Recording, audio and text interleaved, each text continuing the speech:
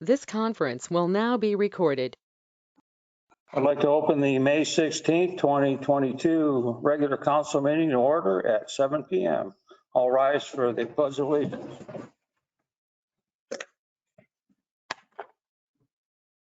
A pledge of allegiance to the flag of the United States of America and to the republic for which it stands, one nation, under God, indivisible, for liberty and justice for all.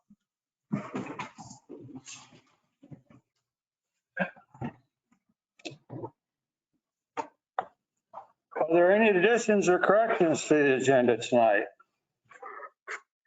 No. Okay. Would anyone like to? I'll move to accept the agenda as written. So moved. Is there a second? I'll second. Thank you, Councilor Ash. Would you call the roll, please? Allen. Aye. Ash. Aye. Mayor Hobart. Aye. Councilor Webb. Aye. Councilor Normand. Aye. Motion carried. Thank you, Stephanie. Are there any presentations tonight? Well, we'll move right into the mayor's report and citizen of the month recognition. And I'll turn that over to Councilor Allen tonight. Skipping mayor's report? Is that what you said? Oh, well, that's part of the mayor's report. Oh, okay. I thought you said you were going to go first. Okay. That's great. This is one of my favorite things to do up here. So I wrote down a few things here so I wouldn't forget. So I'll just read it to everybody. Tonight's Citizen of the Month has deep roots in the Nehalem Valley. His grandfather, Julius Floater, homesteaded near what is now Scaponia Park back in 1891, building a 14-foot by 16-foot home. His father, Fred Floater, worked as a logger as well as a game hunter. According to bounty payment records of 1909 at the County Museum in St. Helens, Fred turned in 184 wildcats, 10 cougars, and 1 wolf. Fred Floater's third son, Walter A. Floater, was born on September 3rd, 1923, and at the age of 18 enlisted in the U.S. Navy. On September 24th, 1941, less than 3 months later, Walter was on board the USS Navajo AT-64 when it was attacked on December 7th, 1941 at Pearl Harbor. Fortunately, Walter swam to safety, only to be sunk again September 12th, 1943 while towing another ship. Walter was fortunately rescued again out of the shark-infested ocean and described how a Japanese submarine had fired on it, sinking the 205-foot vessel in a matter of 45 seconds. Walter honorably completed his service to our nation and was discharged from the Navy on December 17th, 1946. Walter soon found his way back to the family homestead, to the great surprise of his family, since they were informed he was missing at war. Upon returning home, Walter went to work as a logger and was a hardworking, no-nonsense man that was respected in the logging community. Walter was a husband, father, an avid outdoorsman, often described as larger than life, sporting a giant laugh with an easy smile. Walter was instrumental in developing a river park located next to the Crown Zellerbach main office. Walter also traded his land so Scaponia Park could be developed for everyone's enjoyment. Walter was a longtime member of the Isaac Walton League dedicated to stream enhancement. Walter also helped enhance and stock Lindsay Lake, Hawkins Pond, Floaters Pond, Vernonia Lake, and Gunners Lake. Gunners Lake named after Walter's job as a gunner, first mate in the Navy. Walter would often speak of, quote, having places for families to recreate. In May of 1970, Walter asked John Brewer to join the crew he was putting together Saturday to cut out all the young trees that had grown up for a decade in the now dry mill pond. John agreed to help and found out very quickly the crew was Walton himself. Despite the small crew, the mill pond was cleared and soon filled with water and stocked with rainbow trout, just as Walter had envisioned. Today, one of Walter's visions of places for families to go has become one of the crown jewels of Vernonia. Vernonia Lake, aka Mill Pond, is now enjoyed by thousands of families each year. Walter passed away in 1989, but his legacy, vision, and hard work lives on today. It is my honor and privilege to thank and recognize Walter A. Floater and John Brewer as Citizens of the Month for, quote, saving Vernonia Mill Pond. Walter's daughter, Susan Rimpson Floater, is here in council chambers to posthumously accept this award on her father's behalf. Please.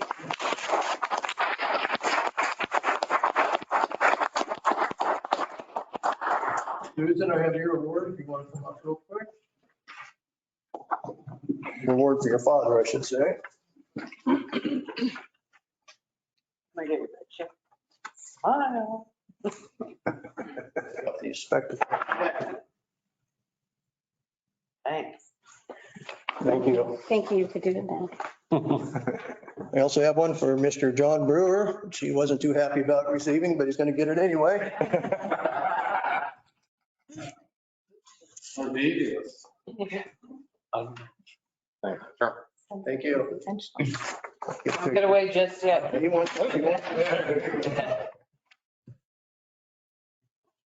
Thank you. I would like to just a few words about Mr. Sure. Here firsthand. That's fine. Yeah, it was really just thought in the hole. He was a little rougher on the edges, but Vernonia was a little rougher on the edges, no, Dave, you know. Had a hard to go, you know, get his shirt off his back. He has a dream, and the mill pond was part of it, a big part of it. And I have no doubt today that we would not have the mill pond. I can't have this crap, all right? But we would not have this mill pond without Walt Floater. It would have grown up and eventually been logged, you know, and then who knows what happened after that. But there's also a lot of folks helped with it afterwards, you know, your dad and yourself later on, you know, and the company, everybody, a lot of folks chipped in to keep that thing going. It did. And I'm glad it did. So I thank you for acknowledging me. John told me that story, I don't know, 2-3 years ago, and it's been kind of circling around in the back of my head. And then I went for a dog walk and it kind of stirred it all up and accidentally stumbled upon Camp Walter up there on Susan's property. So it kind of brought it back to the forefront. So Susan, anything to add? No. I know when I talked to Susan about it, she said, oh, I don't know. My dad was a little rough around the edges. That's the perfect kind of guy that helped build Vernonia. So didn't bother me a bit. No. I appreciate it. Thank you. Good pick, JR. Yeah, very well done. Thank you for, That was my pleasure. It's always fun because you learn a little bit about history too when you dig into it, that yeah. things you didn't know and people you didn't know. So. More than you ever wanted to know. Yeah. I wouldn't say that. Got John Brewer off my back too. How old were you how old were you then? I was in my 30s. Just 30. Yeah, just 30. Right on there. Come to think of it, your dad would be what, 98, 99 right now if he were alive? Yeah. Did we get the pictures? They're up there. Oh. Let's room. Yeah, she was cycling too. Oh, I didn't notice. I was too busy reading. Thanks again, JR. Thank you. Thank you. Are there any council or committee meeting reports? I am. Okay. We had a cemetery meeting. I'd say the majority of it was planning the Memorial Day service. Josette was there. We did talk again about the scatter garden and talked about the funding a little bit for the canopy, tentatively passed. Talked about the water hookups that are up and running up there now, and the crew is fixing some of the trenching and trying to spiff it up there. So I think that was about it, except for we are going to set flag poles on the Friday before. Yeah, 6 PM. Friday at 6 PM, Anybody wants to help? May 27th. Yeah. I think that's about it. That was it. Okay. Thank you, JR. Any other meeting reports? I have none either, so moving right on to topics from the floor tonight. One.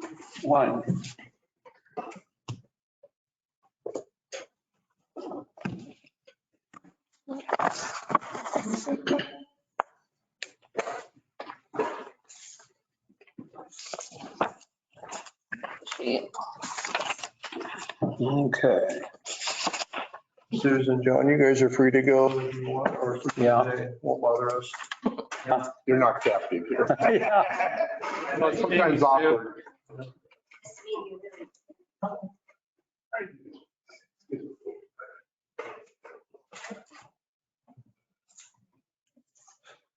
Thank you. Night. Aaron Milstein, want to step forward and state your name and address for the record? Name's Aaron Milstein, 408 First Avenue. This is Jessica Milstein. We're here because our work session on April 20th was canceled. We were notified this the morning of April 19th that it was canceled at the council meeting on the 18th, ultimately because of this timeline. We'd like to know what information this timeline made all of you together decide not to sit down with us. We're asking for a reschedule of a work session or any type of meeting so we can continue moving forward on our project.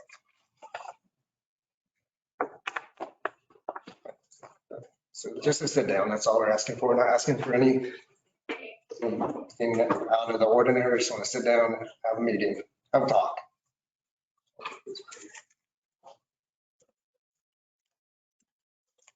Well, what does the council wish to do? We're not going to make any decisions during this type of session. It's just an informative. We're presented with this, so Okay, I think from the beginning, all we've ever wanted to do is sit down and have some kind of clarity so we can move forward. We've hired an engineer now, we've done it all, and we're still have roadblocks. Just want to move forward, that's all we want to do. Can you say that again? You're still what, Aaron? We still have roadblocks, we have an engineer, and we still have roadblocks, we just want to move forward, that's all we want to do. And we're asking the council for help to get this going. We've been through a lot, a whole year, living in a trailer. It's just been something after another. So the tricky part, On this, I think it's the council. so the tricky part is council, it really isn't in their purview because they're policy setters. And so they can't. Well, if nothing else, they could sit down and listen to what we've been through and what we're doing and what we have to do. I think that'd be important for them to hear. Or who do we sit down with? City council. Yeah, who can we talk to where we could get something going? Because we hired the engineer and then in that first week, we're told the road placement has changed and now we have to add drainage, like I think if we in could, that first week. if we could sit down, at least everyone can understand what's going on. Like, I don't think people understand what we've been through. Like, we just can't get this going. We just can't go. Every time we do something, there's another. those type of inquiries, I'm not qualified. I'm not an engineer. I basically know what the ordinance says and what we, So is our engineer not communicating with your engineer? We just hired him and then it's Oh. already changed. But I guess like, I don't understand based off the timeline, like why we can't even be grandfathered in. Like, I understand that the letter from 2019 expired after 180 days, but like from your timeline, Matt was still here until June of 2022. So like we had the power installed. We have receipts from West Oregon from February of 2021. The city like inspected it, saw it, approved it. Like we've been moving forward. So it's all contingent on when you submit a building permit. I think this would be a good thing for a sit-down meeting so we could. Well, I know, but what I'm saying is council as a body is not going to legislate different than they've already legislated. Well, then what's the point if they can't legislate the Well, difference? you said in the last council meeting that we could all get together and be on the same page. That's like, That's you you. brought it up and then we were. No, I know, but that's what I'm saying. I'm happy to sit down. You guys haven't requested sitting down with us. I gave Rick a letter. I just want to sit down with council. I've tried to talk to all of you individually, like We've nobody. offered to have like a nobody- mediator. They can't do, I guess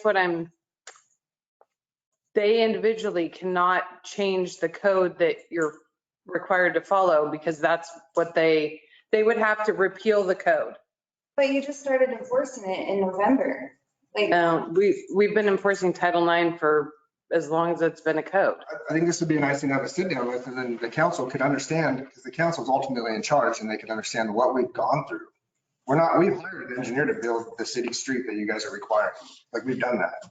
But I want to keep moving forward, and it seems like every time we do something, there's another thing in our way. so we need to request a meeting with you and the people that have been emailing us, or who do we do this? Yeah, I mean, We had one. Why did we April have a 20th. work session set up then? That was your idea. well, because you guys came in and council did not know the order of what things happened. Well, that's on the timeline and we've already started. Like, I mean, It's, so we were going to sit down with Carrie and all the other people involved. So can we schedule that same meeting, but the council's not there? Is that what you're saying? if we go Yeah, back- so typically a meeting to get some sort of understanding or forward movement would be staff. That's you. Yeah, no one, and the planning, but you didn't ask me. Rick is not, like, I don't, I guess I don't understand how, the only job I have is to run the council meetings, Sharon. That's the only power I have, there, and I have one vote. I'm really confused because you brought up the meeting that we were going to have on April 20th. right, If I'd known that, we would have came in, if I'd have known that that wasn't happening, we would have been here on that Monday to at least have some kind of, we were ready for the 20th. but they told you on the 19th that it wasn't happening, right?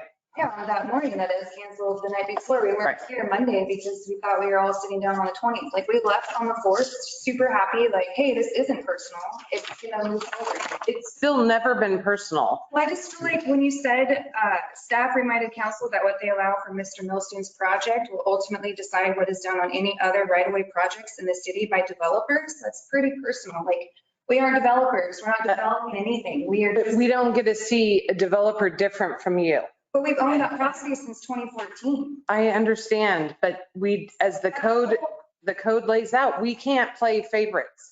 But yeah, like, that's why we're in this situation now where you're enforcing it, is because there's been all these bills everywhere and we had nothing to do with that. We've owned this property. Like, it's so frustrating. If you see I where understand. applicants put pavement, like, you can't even go all the way through that road. We've lived on that road since 2011. You can't go through there. You never have. I think this is what we're asking a meeting for. Right. And I'm happy to sit down with you guys and go through all of So it. can I, like, email you directly? Yes, Meeting? Like, my email's on the website. You can email me anything. We prefer to have counsel. I understand that they can't make decisions, but I do believe that they have some kind of something, because we have been through a lot. We've tried everything. We've been through everything. Like, we've tried, and we've tried, and we've been, if you look on the timeline, we've added some things that are on there. I'm sorry, I don't. I don't have a copy of it, so I don't know what's on there. So all I wanted is a sit down meeting. Can you clarify for us? Yep. Process, if citizens are trying to work through a process and they work with staff, because that's your guys' job. Yeah. If they're not satisfied with staff, can they appeal to council? They can, That's what we're trying to do. but they've never called. The actual Right. appeal process would be that for them to apply for either a variance or a Title IX amendment. And it would go through planning commission and then it would go to council. Yeah. That's the appeal process. Or if we weren't following the code you guys have outlaid for us to follow, and they felt like we were not following the code, then they could come to you also. I'm And trying the- to envision some of the things I'm hearing. That these roadblocks that keep popping up, I understand the mills. but they got to work through you I first. understand they see those as roadblocks. The tricky part is the code says when you turn in your building permit, whatever the code is on that day is what you're held to. And that's part of the issue is there's been a long period of time where there's been back and forth but no actual triggering permit applied for. We- So that's the messed up part, is that things change over time. And all we can go off of is when the permit comes in and what the code is at that time. But like, nothing's mentioned, like, we were in a pandemic, like, we started, like, hit the ground running in March of 2019. We got that letter from Matt, and then we separated the tax lots, and then we're in a pandemic. Like, we literally, the whole year of 2020 is nothing. And then we start in January of 2021 with West Oregon, because we're like, well, they're still working, we can start the outside stuff. And like, we have it installed and operating by April, and it's like, We're also held up by the fee in lieu. We were held up for months with that, and then we're not even eligible for it. Once it comes to play, we can't even use it. But We've been held up for a year living in the Yeah. street. mean, I it's just think this is horrible just experience. And I think that, like, you go to a manager, we're coming to you guys for help. And if nothing else, just sit down and listen to us. I think that would be, and then convince us why we're. I'd like to remind council that this is going to get into a he said, she said disagreement. That's what we were hearing avoid in the get-go, and that we were advised against the work session. It wasn't a decision of staff. Yeah, it was council. We agreed that given the information that was provided, we didn't need it. I felt that we mentioned having the work session was kind of a tentative plan if we got the timeline and everything and felt that then we needed it. And what on the timeline has changed it? I mean, what has changed not having a work session on the timeline? Oh, it was prior to, we resolved in with the resolution of the fee in lieu. we can't do this shit. Which we were held up for. Like, we were held up for months for the fee in lieu, waiting for that to come through, and that didn't work.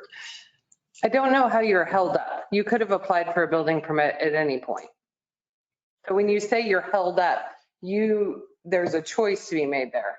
Well, no, there's actually a whole year gone. Like, it's not like we're. I was here every day of the pandemic. This We're not gonna business start was in the open. middle of 2020. Okay, but that's what I'm saying. It's not, it's the circumstances that you guys didn't want to sell your house in 2020 because granted, the market was probably upside down.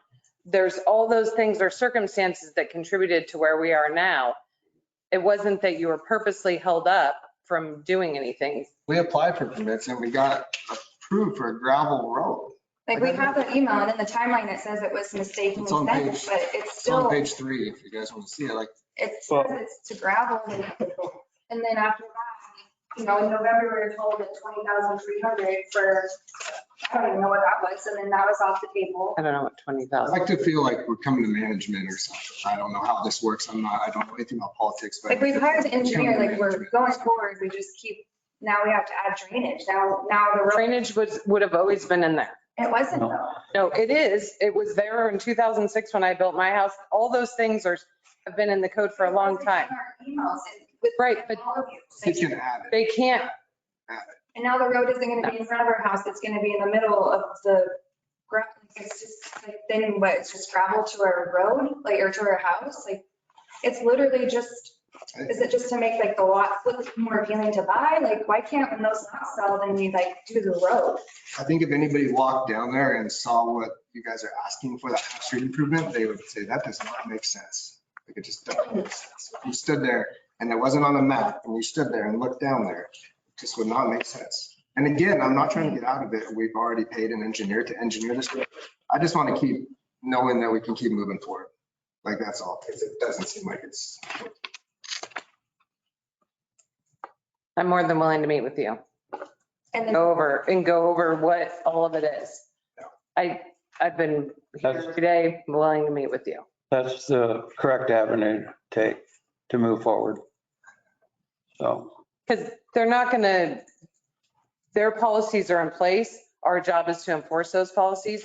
So they're not able to change the policy unless the 5 of them vote to change it. And then they'd be changing it for one instance. So we're just enforcing the code that exists on the books.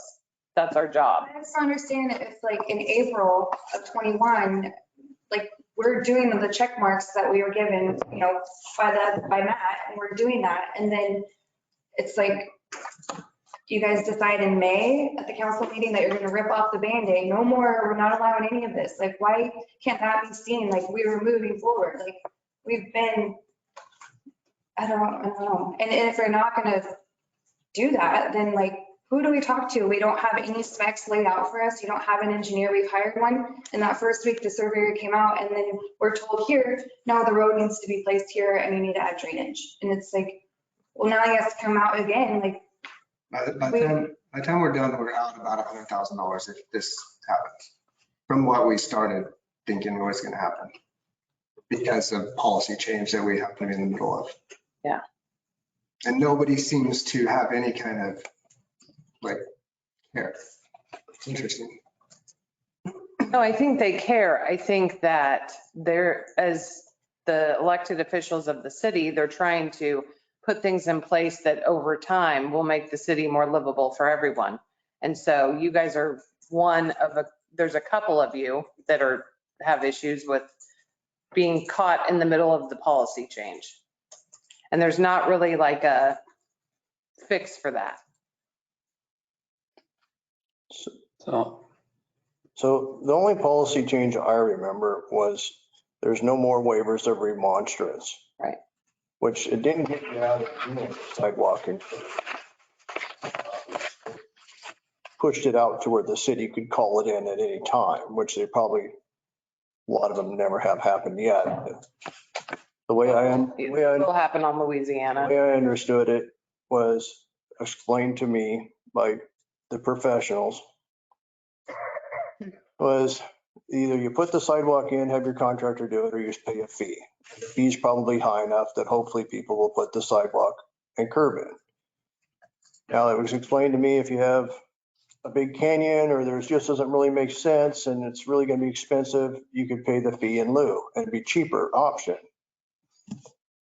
So that's the only thing that I have changed. Now, everything else was in Title IX as far as the road having to be built. Right. Is it have to be asphalt because it's connecting to asphalt? I believe so. Yes, Because the stuff up on Louisiana's gravel because it wasn't connected. being asphalted now. Oh, Yes. So that was one thing we were looking at, connecting from Maple because it's not pavement. and the guy said either way, it has to be paid. I definitely feel your guys' pain. I do think you have to try to make a attempt to sit down with the city staff and go through line item by line item. And if you don't get what you assume is a good plan, then I think you should come back here. Okay. I did ask the question if we had some weird stuff happen with the change of our city engineer to a new city engineer, because I know they see things different. No, planner, you mean? Planners. Yes. So I did ask, sorry, planners, I did ask if Matt's departure delayed you guys. And I think I was told it didn't.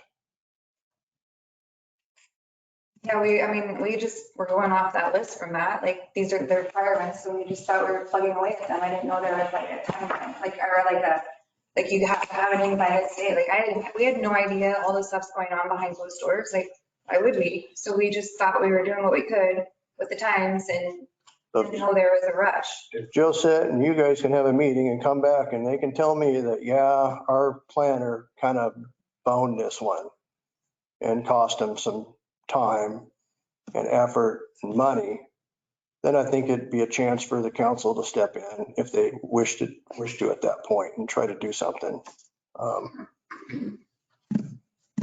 Okay. But as far as changing policy, all that Title IX stuff, we didn't change. It's all in there for a street. And you hire an engineer, you got to deal with the drainage, you got to deal with all that stuff, unfortunately. Only thing we did was give you an option to pay a fee or build the sidewalk and curb. And I think that included the asphalt. Street. Yeah, If there- upstream. If there was asphalt already there, you wouldn't have to pay the asphalt part. If there was a curb there, you wouldn't have to pay the curb part. No sidewalk, you got to put the sidewalk in or pay the fee. Attempt to make it safe for the kids. All that Louisiana stuff, and there was people coming here getting waivers of remonstrance once a week. The policy to kick the can down the road, and unfortunately, you guys are one of the first people to get caught up in to hear this new policy when I don't know if it's really a new policy or it's just holding people who are doing what they should have been doing, the builders in the first place. But I do feel your pain about not having a correct information, a packet. Here's what you're supposed to do. Here's the professionals to help you through it. So I don't know if COVID and switching planners, that's what I'd like to hear from your So- meeting with staff. Staff, engineering, and the planners have helped them through this process. It's not that we're ignoring them. And then your comment about wanting, about the costs and how it affects the policy, then coming back to discuss it. Council cannot make a decision to go away from policy based off of somebody's cost. That I would, didn't. I know, I just wanted to clarify that because that would cause much larger issues for the city as a whole. The point I was making, if you can prove city planners switching cost you time, effort, and money, then I think there's more leeway for council to actually maybe step in. I don't, well, That's my own opinion. so you okay with your path forward, Ken?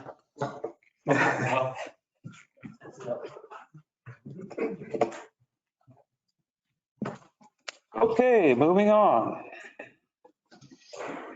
Any other topics? Okay. Public hearing for CDBG grant application. Public hearing is now open for the purpose of considering a CDBG grant application at 7:30 PM. The procedure I would like to take tonight is in the following manner. Read the disclosure statement. Excuse me, hear the staff report. Hear public testimony, close the hearing.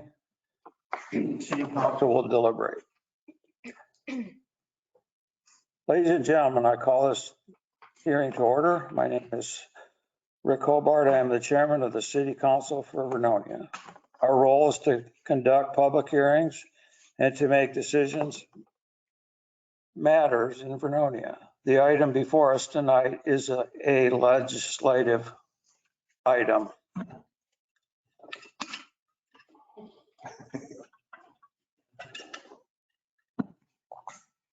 Members of the City Council are to be unbiased.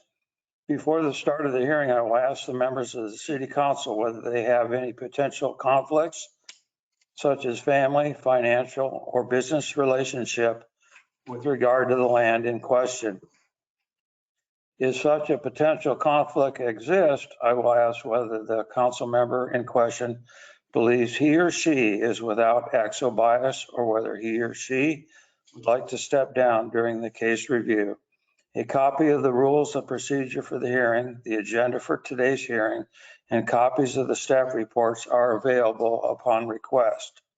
Any person with an interest in today's agenda item may offer relevant oral and or written testimony, but please only speak when I identify you for that purpose. Please make your testimony is relevant to applicable standards for the item in question. Please do not repeat testimony offered by yourself or earlier witnesses. If I think your testimony is irrelevant or repetitious, I may interrupt and ask you to continue with another subject. Demonstrations from the audience are prohibited. Please refrain from them. Comments from the audience will not be part of the record. Are there any questions? That concludes the introduction. Does any council member wish to declare any potential conflict of interest? No, then would the staff please proceed with a summary of their written report? Okay, so this is a public hearing because the city at the end of April learned from Columbia Pacific Economic Team that CDBG, which is a grant program under Business Oregon, had money allocated for different groups, one of which was food banks. And if food banks experienced hard times from delivering their food services to people during COVID, they could apply for this money through CDBG. and get stuff they need, basically. So only cities and counties are allowed to apply for CDBG. So they sent the email to the city of Vernonia on behalf of Vernonia Vernonia Cares Food Pantry. And so I sat down with the Vernonia Cares group to see if they had anything that would fit the criteria for this request. They do have 6 convertible freezer fridge units that were purchased after the 2007 flood that got hammered in use when they were doing all of their food services during the pandemic, because they were using those every day, multiple times a day, to do curbside service with the citizens. So they're pretty worn out. So that's one of the things we're looking to go for this grant for, is to buy replacement units, about $1,000 a piece, so that they can last another 20 years. The other thing that's allowed in this grant for food banks to purchase is like a year's worth of proteins. And that's one of the things that Vernonia Cares is a partner with the Oregon Food Bank System. So they get protein, but they get it kind of in limited quantities. And so they're looking to potentially buy canned chicken breast and some more shelf-stable foods that are protein-based for their clients. And that's an allowable cost in here. So those are the 2 items right off the bat we're looking to put into the grant, are the replacement units for their daily users for the food pantry, and then as much shelf-stable protein as we can get, because that's something that just never goes out of need in the community. They get a lot of things donated that are not protein. They're carbs and they're fruits and they're things like that, but they don't get a ton of protein, which is really what the Oregon Food Bank wants people to have. So that's why we're bringing you guys this public hearing and notice, is basically approval for us to keep moving forward and apply for this grant. The application is due May 31st. So we're currently working on all the paperwork. And it's a little bit different. The CDBG for Springboard is land acquisition. It's in the groundwork. This is just purchasing. So we would be doing the environmental exemption. We would be doing the labor standards exemption, because we're not paying a staff member to track the contractor's time in the field and hours paid and all that. It's really just a purchasing mechanism. I'm not sure why the state put it in CDBG, because it is one of the grant programs in the state that has the most hoops to jump through. But that's where they put it. So with your guys' approval, we're going to go for it and see if we can't get the food bank some new equipment and some long-term protein source. How much were you going for, Josette? I don't have the total yet. The application maximum is 250,000. We might not even hit a 10th Yeah, of our requests. I just didn't know what the 1 year of protein was going to cost. So. Yeah, they looked at it, and if we did it through somewhere like Costco or something, it's about $3,000 for a pallet of their canned chicken breast, Kirkland version. And then they've also been looking with the local market if what he can get, because we're thinking tuna, chicken, some other sources. So RNS has been helping them kind of devise what they could get. So like a $50,000. I think it might not even hit 25, JR. Oh. Because there's about a ton. Store it somewhere, right? Yeah. And They have pallet racks at the food bank. We installed those, but yeah, so they're looking at getting as much as they can. And that's to replace some of the freezers. There's a couple of them down. Yeah, the residential units, they're a convertible, either they can be all freezer or all fridge. Yeah. Only like standard TV and appliance sells them anymore. But they're very useful to the food bank, because when they have butter, they can turn it into a fridge. When they have chicken, they can turn it into a freezer. And those units have served them very well. We bought them. I was treasurer of the food bank in 2007 during the flood. And we bought them right after the flood, but they've been hammered. I mean, they've been used pretty much every Tuesday and Thursday for multiple hours for 14 years, 15 years now. Is this Freezer you roll around in the food bank? No, it looks like a refrigerator. The uprights, JR. Oh, okay. They're uprights, There's about, but they're convertible. Talked about delivering. I was picturing something in the back of a pickup or something, but it's, No, the curbside delivery. They use, because they were serving so many people during the pandemic, they would pull all of the material out of the walk-in, put it in there, and then just open and close the smaller unit. I've seen them in there. Okay. they're heavily used. Yeah. Access and donations and Not going to last 10, 12 years anyway. Well, the ones we got in after '07 have been there 15 years. They're the same ones, so. Yeah. Pretty good product, but we should write a review for the manufacturer. Well, I personally didn't have any issues with going for it. anybody else have any questions? Would like to make a motion to, Hold on, you gotta do public testimony, then close the hearing. He's like, hey, we're good. we're out of sync. Okay, I'm sorry. Oh, I did ask any other questions. Now is the time for public testimony. Sorry, public. Does any member of the public wish to speak or present testimony on this agenda item? Doesn't look like it. Thank you for the testimony. That was not given. We will now close the public hearing and hear from the council. Public hearing is closed at 7:42. Okay, now is the time for councilors to ask staff. Ahead of myself. Sorry, Mr. Mayor. Uh, But no, I don't have any. I got lost in the shuffle too. Okay. Looks like a good idea to me. Yep. Maximize it the best we can. Well, at this time, I will entertain a motion.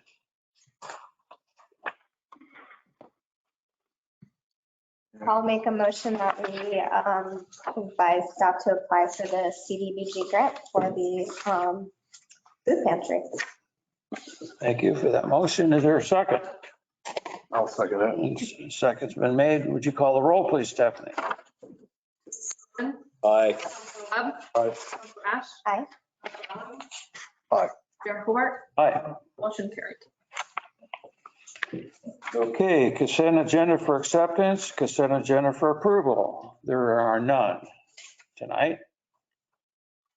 Moving into unfinished business. No. New business, staff report, engineering contract signature authorization. So if you guys remember, we hit a financial threshold with our engineering firm, which the state requires municipalities to go out and post an RFP, a request for proposals from engineering firms. Basically, they don't want someone kind of getting stuck in a place and no one ever changing. So Lower Columbia was the only applicant. I think most engineering firms know that if someone's got it and they've had it for a couple of years and they're doing good, they probably can't beat the price. They don't even apply. We sent it out to a number of engineering firms. Lower Columbia was the only one to respond. So this is the same contract we currently have with them. It's just now we have to sign a new contract through this process so that they can be the city engineer or continue to be the city engineer. So if you approve this contract and then just, we'll move on and keep on trucking with them. You don't have much of a choice. When you put out an RFP, do you have to have? Yeah, you send it. You don't have to have more than one response. Respond. And there's a date and time. So anybody, we had a few call and they're like, are you just following the state's rule? Or are you really looking for an engineer? Because they all know that's the state's rule. And we said, well, we like our engineer, but if you want to propose, and they're like, nah. So then we just document that. And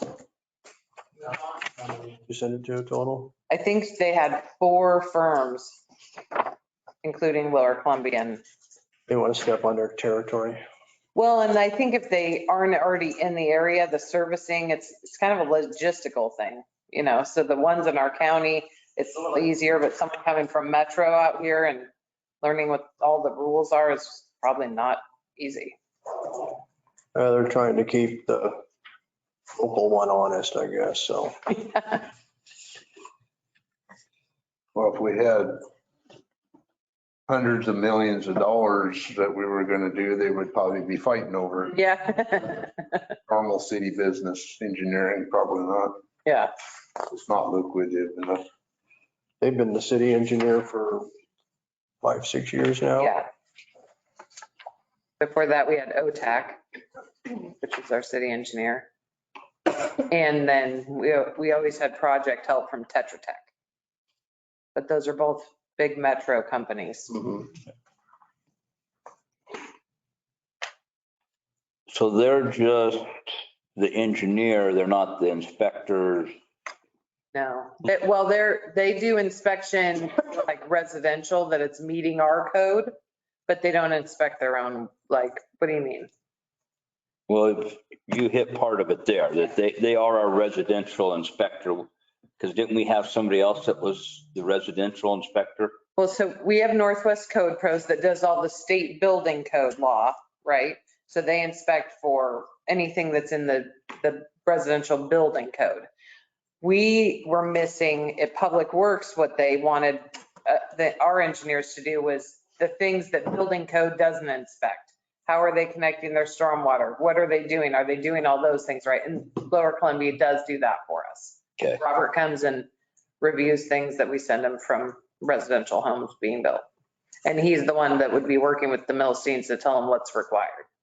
Okay. Who is working with the Millsteins, telling them what's required? Yeah.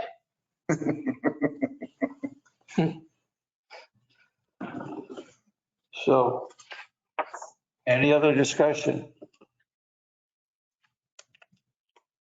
I'd like to also entertain a motion to renew the contract of our engineering. If anyone wishes to make a motion. Is there a motion written out on this one? There's It's not. just action. You could just, Yeah. I'll make a motion. Okay. To authorize the city administrator to renew the contract with Lower Columbia Engineering for engineering services. So moved. Is there a second? I'll second. Thank you, Counselor Allen. You call the roll, please. Hold on. Mayor Hobart, Aye. Counselor Ash, Counselor Allen. Aye. Counselor Webb, Aye. Counselor Norman, Aye. motion carried. Well, you're not going to believe this, but we're about 50, almost 50 minutes in and it's your time. You want to wait for a little while? Oh, yeah. don't give them any ideas. All right. I've got a fairly short report tonight. I combined calls for service for March and April because throughout my chaos the last couple of months, I'm sure I missed March. The 2 months we had 256 calls, nothing super significant. Hiring process, we're still in the background phase. Hopefully that stage will be done here next week, give or take a couple of days. Then we'll meet with them and start scheduling psych and medical. So that's where we're at. Can you repeat that? What phase were you in, Sil? We're still in backgrounds. How can you still be in background? It's been like months. Some backgrounds take a long time. There's a lot of people to talk to. There's a lot of pages to go through. Even for a young kid, it seemed like it'd go quick. Yeah, we visit the residents, talk to family members, talk to neighbors. Yeah. They get out there and hit the streets, huh? Yeah, so it takes some time. And of course, with us already being short staffed, it's hard for us to make time available to go somewhere else. And So the background happens and then after that clears what? well, once we make a decision we'll essentially give a tentative offer of employment pending psych and medical. And that process, depending on how backed up the medical place that we use is it could take a month to get them in there, could take a week.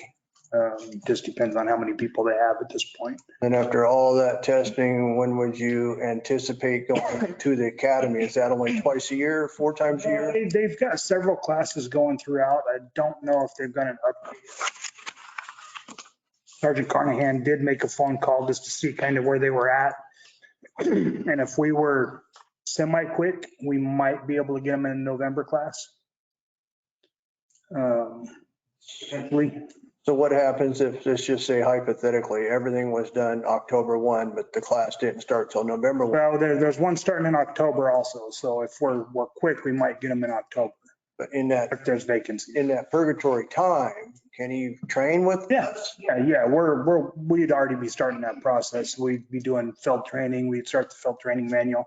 They just couldn't be out here rolling around in a car by themselves. Somebody's going to have to be a seat cover with them for that time period until we have to finish the field training manual anyway, and then do check off rides and all Okay. that good stuff. Thanks for clarifying for me, because I don't know how all that works.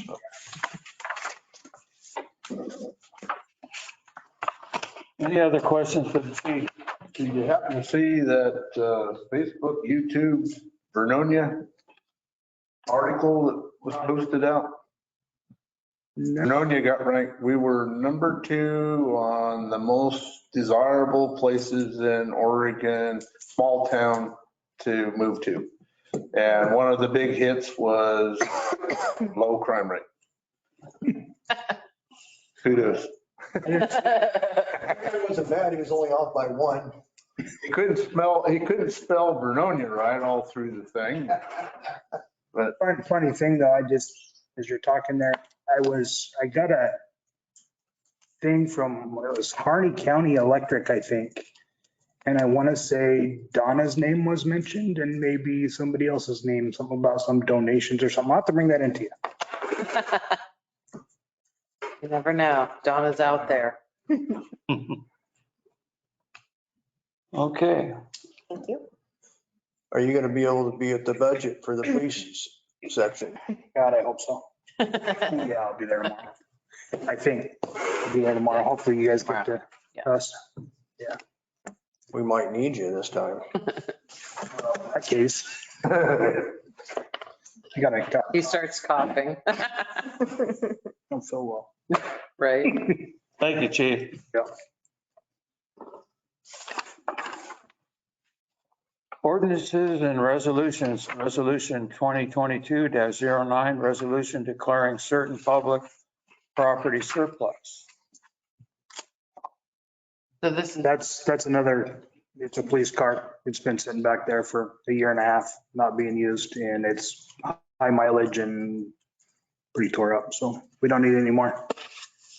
What was the mileage on it? Is that? How much was the mileage? Oh, a little over 100. I didn't see it on here. Huh. Is that one given to us or? That was a free car. we had it detailed, got to roll. Probably can't afford the gas in that thing. You can't afford the gas in anything right now. I think half the time they need to be walking. Speaking of that, I was kind of curious how the gas crunch is impacting your department. Well, so far, we're still hanging in there. I think we're coming in under budget at this point, but I mean, with them keep going up, we might be over budget by the time the cycle ends. Yeah. I've anticipated this gas hike probably for the last 5 budget cycles. It's going to come sooner, and it finally got here. We sold the other one that the arm kept going off. Yeah, That's gone. So Somebody else. this doesn't have that problem. it does I'll not. have to ask him what's going on. I don't know who bought it. Right. Oh, you'll have to ask him. Yeah. Well, probably not. It was definitely a vibration sensitivity. So when the log trucks would go by or a big rig would, turn with its exhaust being loud, it would shake it and then it would go off. He's very happy It with was going off like 10 times a day. Yeah. I don't hear it from my house. That's all I care it. about. Yeah, there you go. I got hound dogs. Yeah, there you go. Any other questions about the the sale of the 2007 Chevy Tahoe. Does this give you a backup rig left if one was to be crashed or stolen or maintenance? Maybe, Huh? maybe. I mean, it could be used as a backup vehicle. It's been, like I said, it's been sitting out there for the last year and a half and we had to clean all the mold out of it. He's asking, would we still have a backup vehicle? We've got a Charger in there. Just waiting for somebody to drive. I know budget might be tight. And I was just kind of curious if this is a way to supplement the budget and then we're screwed later if something happens to a vehicle. We're not going to get enough out of that vehicle to supplement anything. We might be able to replace a couple of computers with it, but that's going to be about the trust of it. It's not four-wheel drive. There's nothing spectacular that makes that a popular car. Okay. So you kind of holding that one Charger back in reserve or something? Cause I see it sitting. Well, we need the other guy to drive it. Yeah, okay. So yeah, it's sitting in the garage.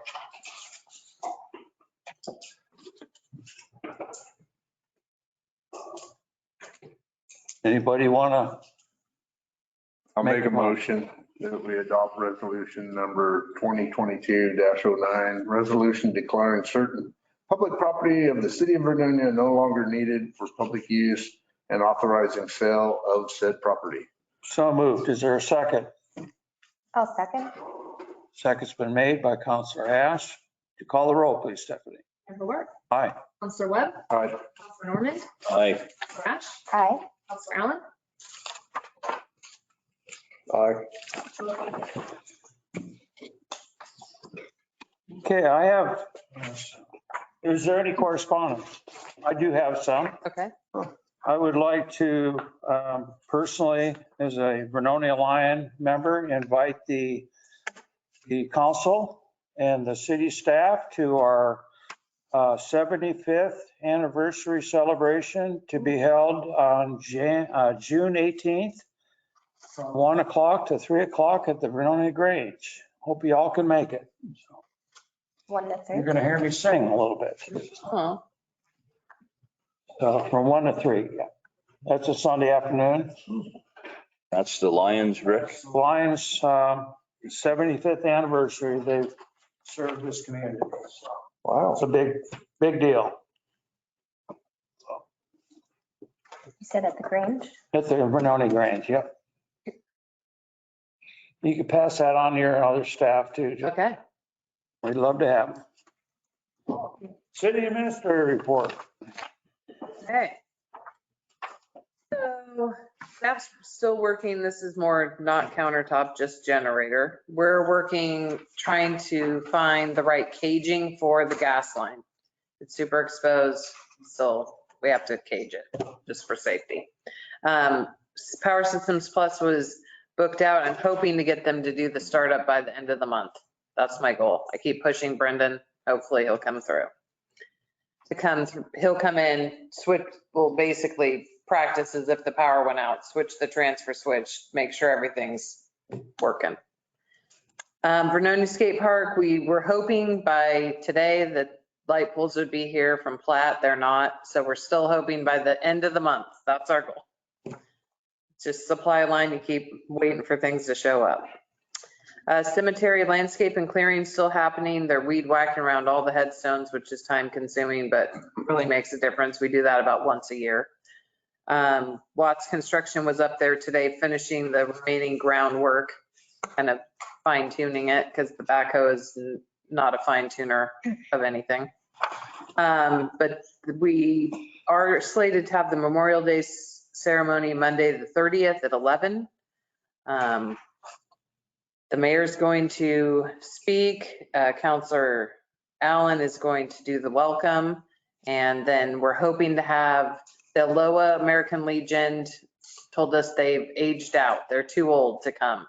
So, and our American Legion is not yet prepared for that. So we're looking to maybe get the Boy Scout group that's through with that the American Legion parents are running to do a color guard. And then we're still talking with the school to see if there'd be any students that could either play an instrument, like a song on the instrument, or sing. So it should be good. The ladies are all buying cookies, so come up and celebrate Memorial Day and have a cookie. Reader board. So the signs that came to go in the upper cabinet, the sign company sent those to us, but they did not measure the cabinet. So when Jeff went to put the signs in, they just fell out the opening. Oh, no. So we're looking to have either Champion Signs do it or to fashion attaching those signs to a bigger sign, sliding them in. Just the reader board. It's just been so fun. Work continues to get the second side going today. Blake was supposed to be down there. I think he got pulled to the grandstands side, so he was supposed to re-energize, kind of shut down and restart the reader board so it would see that both sides were plugged in together. And apparently that he didn't get to that because when I came in, it still had one side working. If that doesn't fix it, then Stewart Signs, which is who we got the reader board from, they already have a technical ticket in. So if we do what they've told us to do and it still doesn't fix it, then their technician will come out and figure it out. Still no movement from Katie. I did send another email just saying we'd sure like a visit when you figure out your retirement scheduling. But no back word from her. We did submit the OPRD planning grant.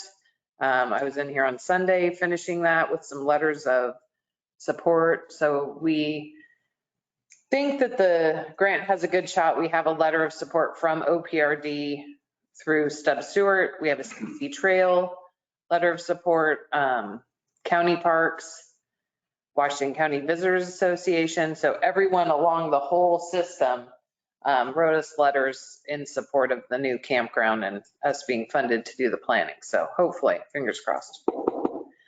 And we will know by mid-August is when the results come back for that. They do the small and big grants in June because they have a presentation period. So then in August is when they look at the planning grants.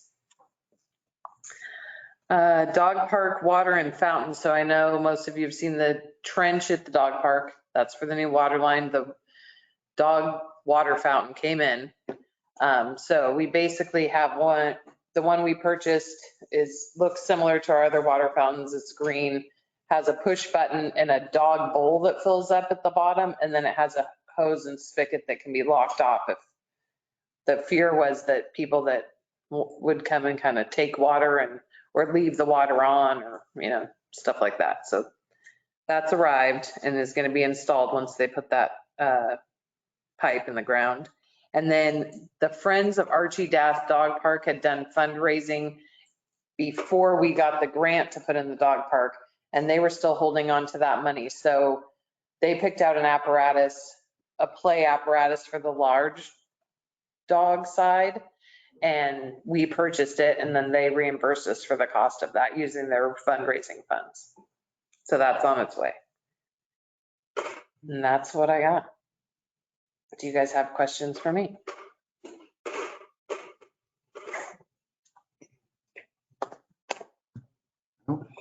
Were we going to add some more gravel up there on the cemetery road?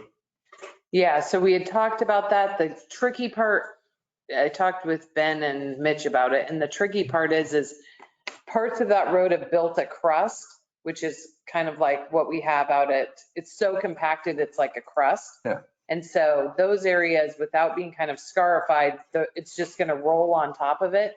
So they are planning on dressing it up, but probably not super thick without scarifying it. Yeah.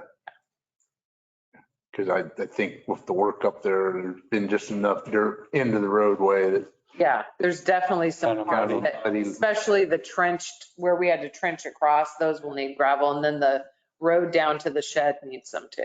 Yeah. All right. Any other questions? Did Jeff ever get back to you about the water reservoir issue? No, I did bring it. Angie was like, and what about the reservoirs and da da da da. So she did talk to him last week about it, but I haven't got a report back for you. Okay. Any report out from the vendor on the lake docks? Don't want to. So he sent me a bid for new docks. Yeah. That would be $107,000, which What, 170? 107 for both, well, for two docks. Oh, two. Which isn't astronomically bad if we're going for like a state park grant, because you can go up to $750,000 with a request. The panels for the ramps came to 14, 7,000 per ramp. And he did say he found a contact that could change, that could go in and retrofit the flotation, did that as a job. So he was going to send it to me. I'll have to remind him. He still hasn't sent it to me. But there is a gentleman in the state of Oregon that does that, which I think we'd have to look at the underneath, but I think for the most part, there's not a ton besides flotation to replace on those. So we might be able to get away from it till we could do something like purchase new docks with the grant. And they'd probably still. Did he give you a kind of an estimate of the life cycle on those docks? Well, he said there's ones that have been, are still going good 40 years and just had things tweaked on them. And then there's ones that, depending on the conditions, didn't last 20 years. Yeah. Ours, aside from the wood that's sitting on the water or touching water, the rest of it isn't deteriorating. So it'd really be either jacking it up, or Stephanie gave me some advice. She went to Wallowa Lake and they just unanchor them and tow them out and put the new flotation on them outside of the water and then put them back, which may be what this gentleman, Bruce, is giving me connection to does, but I don't know because I haven't got to talk to him. So it's not a sealed pontoon flotation, it's a foam or something? So ours are actually foam-filled tires. And over time, the rubber will become impregnated with the water and they will not become as good for flotation. What they're using now and what probably we would retrofit in, it looks like a black tote. Basically, it's like a foreign plastic filled with that same foam. They float about 2,000 pounds in one tote. And those are about $159 off like Granger. You can get them at different companies. So if we can find someone that we could purchase the materials and they could do it, or even they purchase them and, still going to be more cost effective than brand new dock. And then that plastic is impermeable, that Yeah. lasts. It's like the blown form kind. So it doesn't ever get stuff in it. And the walk on the ramp, that was $7,000 installed by them. Yeah. For the fiberglass graded panels. Yeah. And I didn't, he gave me the bid. It's a company that makes those fiberglass panels. So I don't know if, me being me, I kind of want a price check and be like, who else sells this product and do they sell it for a cheaper price? Just because that's a lot, $14,000. We know it needs done, but if we could get it done, and maybe they're giving us a deal, but I haven't had a chance to price check yet. Probably something for the Parks Committee to chew on. Yeah.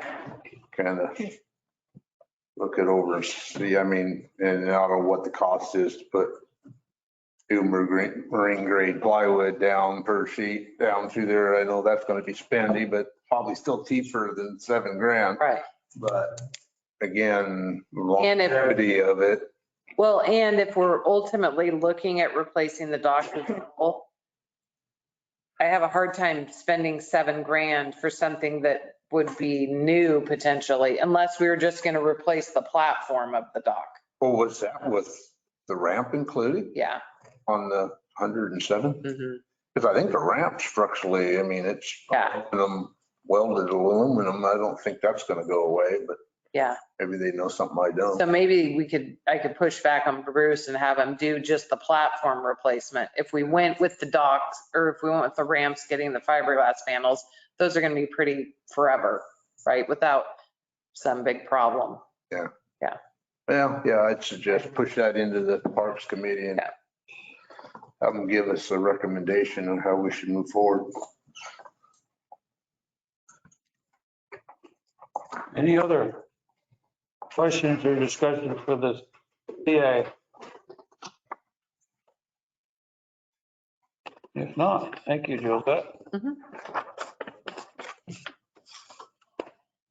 Any items from any counselors?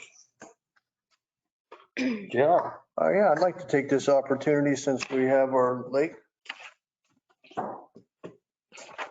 here, Susie, to just thank her for all the work you've done down there at that lake, all the way through COVID and dealing with the bathrooms and the crazy people and the parking. When I first got on council, I think it was running around 5,000-6,000 a year. And last I looked, I think I saw a $30,000 number. So I'd have to look. that's awesome. And that's going to help fund some stuff to get those bathrooms rebuilt. And I think that's on the agenda hopefully next year. We met last night. So anyway, I appreciate you and just wanted to say thank you for your counsel since you're here. Not an easy job sometimes.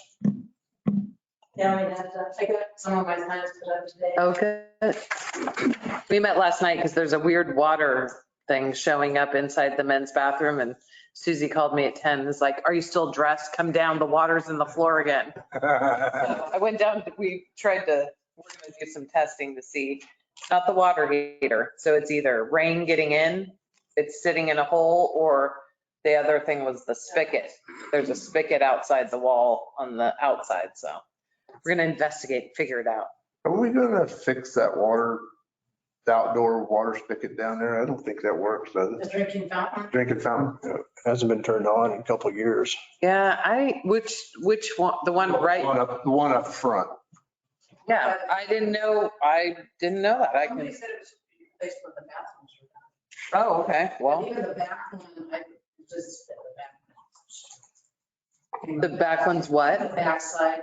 I mean, it wouldn't like be a regular, it just come up dribbling. Okay. Really? It's partially turned on maybe. I don't know. Oh, I don't know. Well, no, but when you lift the handle to the regular. It wasn't on last time I was back there, but that's been a couple months ago. So, Well, the water was turned off then. yeah. I think it's on now. I think it got fixed. Okay. Well, I put it on my list, drinking fountains at the lake. I put it on my list. Okay. It's on my action items. Figure out what the heck's going on with drinking fountains at the lake. That's all I had. Thank you, JR. I know, so, oh, go ahead, Don.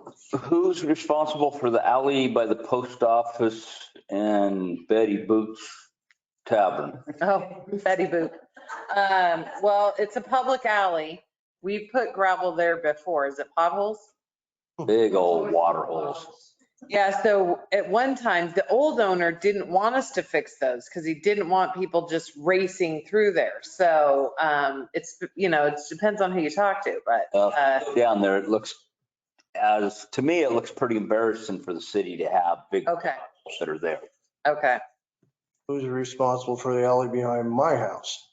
Well, that's the thing. We haven't really been maintaining alleys because we don't maintain them anywhere.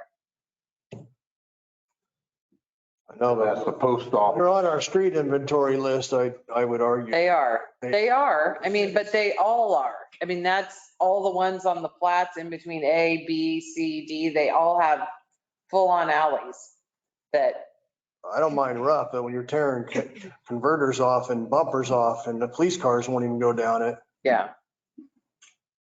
I mean, to fix yours is going to be a chunk of change. Well, I just need to smooth it out or something. I don't know. They chip sealed it Yeah, 15 years ago or whatever, and it fell apart fast. yeah. We should push that to the Public Works Committee. Like, what are we going to do? Yeah. Everybody wants the alleys fixed. Jab it up, figure it out. I think this other one just needs some grading. Yeah, okay. Got it. A lot of the homeowners park in those alleys. Down there. I know. And then I have one thing, or maybe two. But the lot in front of the food bank or city lot, the grass is getting really high. Yeah, And I know the guys have been really busy and yeah. if they can maybe. No, I thought Down, I the mean, thing is the entry. The grass is tall on the entry. Yeah. The entry sign and all that too. Yeah. Get it knocked down. Yeah. On a positive note, I'd really like to thank staff about the hanging baskets and all the work you did to make that happen, and look forward to the plants growing and trailing and It just looks nice. fertilizer sticks in today, so we're gonna stick fertilizer sticks in them because that's what the nursery said to do. So we don't. All those automatic waters working good now? Yeah, they have 2 more to finish to feed through. So when the electrician electrified all the poles, on a couple of the poles, he stole the hole that was for the water spigot and put his outlet through there. So they have a couple, they have to drill the hole to get it fished through. But nobody told them, hey, someday we'll have hanging baskets. He just was like, oh, easy fix, and here's my electrical outlet, and I'm done. Miracle Grow sticks or something? Yeah, they're Joe's. Yeah. I don't think the freeze didn't hurt them too bad, but I don't think it did. They all, I mean, none of them look blackened. Water lately. I was gonna say, you don't need water to water them here lately. No. Yeah, Plenty. they're getting that nature's water. it'll turn to be 90 next week or something. We're lucky. Don't see it yet. It'll be 90 for me next week. Oh, Oh. shame on you. Writing it in. Anything else? Okay, action item summary. Okay, so I have that we're going to push the discussion of boat docks and the different things to the Parks Committee, and then I'm going to check with Bruce at Topper Industries on separating out the ramps from the dock and get the contact number for the gentleman to start that discussion about fixing them. Staff's checking out the drinking fountains at the lake, filling or grading the potholes by Buckshot Betty's, and mowing the lots and the entrance by the Senior Center Food Bank. Those are the to-dos, the honey-dos. Okay. Well, it's been nice meeting you, and we wish you well going back to Israel. Yeah, it's an honor to be here and watch. Oh. the process. We're gonna come afterwards and say what an honor it was. Like, we learned a lot. Hope you could come back soon and visit us. Yeah. It's been a really powerful experience. Great. Good. Okay, I'll adjourn this meeting at, let's say 8:20 PM. Meeting adjourned.